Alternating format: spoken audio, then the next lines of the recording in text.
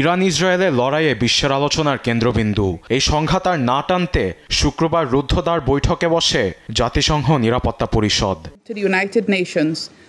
এই যুদ্ধ শুরু করা ইসরায়েলকে প্রথমেই ধুয়ে দেয় পাকিস্তান, চীন, রাশিয়া ও আলজেরিয়ার প্রতিনিধিরা। যুক্তরাষ্ট্র মদদে তার দেশে হামলায় নিরাপত্তা পরিষদে ক্ষোভ জানান ইরানের রাষ্ট্রদূত। যুক্তরাষ্ট্র প্রকাশ্যে ইরানের সুরক্ষিত পারমাণবিক স্থাপনায় হামলার হুমকি দিয়ে আসছে, যা জাতিসংঘ সনদের ৩য় অনুচ্ছেদের ৪ নম্বর ধারার লঙ্ঘন। এদিকে ইরান জাতিসংঘের ৫১ অনুচ্ছেদের শুধু আত্মরক্ষা করছে। ইসরায়েলি আগ্রাসন না থামা পর্যন্ত পাল্টা জবাব দিয়ে যাব। এ সময় মঞ্চে উত্তেজনা ছড়ায়। পাল্টা ইরানকে বিশ্বের সবচেয়ে হুমকি আখ্যা দেন ইসরায়েলি রাষ্ট্রদূত। আমাদের ঘর বাড়ি পরিবার এবং সন্তানেরা হুমকিতে। ইরানের পারমাণবিক কর্মসূচি না থামা পর্যন্ত আমাদের হামলাও বন্ধ হবে না। এটি শুধু ইসরায়েলের লড়াই নয়, পুরো বিশ্বের লড়াই।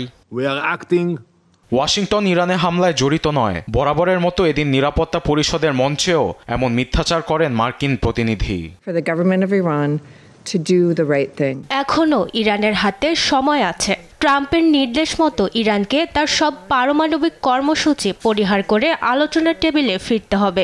ওয়াশিংটন তেহরান পরমাণু আলোচনায় শর্ত মেনে নিলেই এরকম পরিস্থিতি আজ হতো না। তেহরানের পক্ষ নিয়ে রাশিয়ার রাষ্ট্রদূত নেবেনজিয়া বলেছেন, নেতানিয়াহু জাতিসংঘ সনদকে বৃদ্ধাঙ্গুল দেখিয়ে একটি দেশের সার্বভৌমত্বে একতরফা হামলা চালাচ্ছে। ওয়াশিংটন তেহরান পরমাণু আলোচনার মাঝেই ইসরায়েল হামলা চালিয়েছে, এ বিষয়ে কোনো দ্বিমত নেই।